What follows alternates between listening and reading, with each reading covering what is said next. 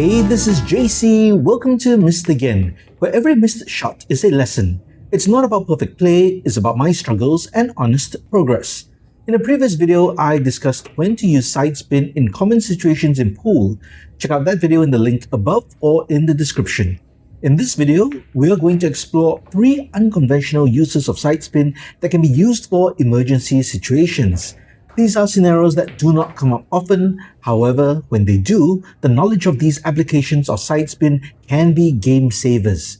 They do not need dedicated practice, but you can try them out a few times to understand the side spin dynamics of the balls so that you can break out the shots when needed. The first application is spin-induced throw. This is not really unconventional, but for advanced beginners, they may learn how to compensate for spin-induced throw when shooting cut shots, but not necessarily use it for pocketing advantage.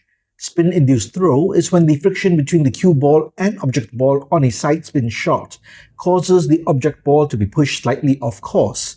In this case, the 8 ball has a narrow path to the corner pocket because of the 9 ball. In addition, the pink 4 ball is positioned such that it prevents the cue ball from hitting the 8 ball at the correct angle to pocket it. At this angle, the 8 ball will hit the right knuckle of the pocket. However, if I hit the cue ball at 3 o'clock to give it right spin, when the right spinning cue ball contacts the 8 ball, it will impart left spin to it via the gearing effect. In turn, this will throw the 8 ball slightly to the left and into the pocket. This can also work with frozen balls for a combination shot. In this shot, the 8 and 9 balls are lined up towards the pocket.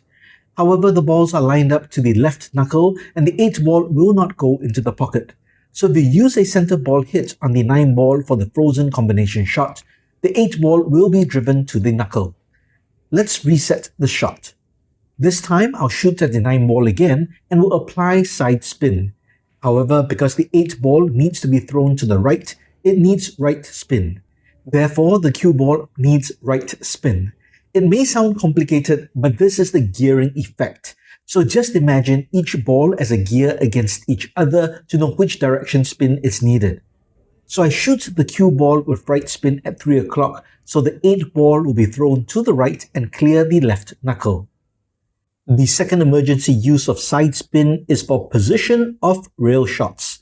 In this 8 ball game layout, I have to pocket the 9 ball and get position for the final 8 ball.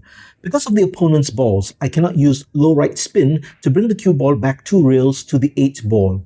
You could technically shoot at 12 o'clock and try to go up and down 2 rails to hold position for the 8 ball, but you would need very good speed control and it'll be a long shot on the 8 ball. The shot to take is a kick shot into the cushion just before the 9 ball, but with left side spin on the cue ball. The 9 ball gets kicked into the corner pocket, and the cue ball will spin off 3 rails into the line of the 8 ball. The key is to aim to hit the cushion first and not contact the cushion and object ball at the same time. Use a medium smooth stroke. Don't hit too hard, as the side spin will do most of the work to get off the rails into position. The final application is a double rail reverse kick shot. I would say this is a situation that rarely comes up, as there will probably be other options, but it can happen and it makes for a good trick shot. You need to pocket the 8 ball, but the 9 ball is in the way, and all other pockets are blocked. You could try to jump or massage the cue ball, but those are difficult shots. One easy solution is to use reverse side spin for a double rail kick shot. You want to aim for the first diamond on the opposite long rail. As a guide, for this shot in this layout to work, the blocking ball needs to be at least 1 diamond away from the cue ball for clearance. For the scenario, you need to hit the cue ball at 9 o'clock to apply left spin. But it is important not to hit too hard. Hitting hard will cause the rebound angle to be shortened, causing the cue ball to come up short and miss the 8 ball. Instead, use medium speed for a natural angle in and angle out kick. Aim for the first diamond on the opposite long rail. The left spin will reverse the rebound angle on contact with the first rail and rebound off the second rail towards the corner pocket. This is a much higher percentage shot than you might imagine. As long as you use a medium smooth stroke to impart good side spin, you'll have a high chance to hit an object ball into the pocket if it's in front of the corner pocket. If the position of the cue ball is higher up on the short rail closer to the target pocket, you must adjust your aiming point closer to the target pocket as well. Experiment, but use the same stroke speed and hitting point on the cue ball.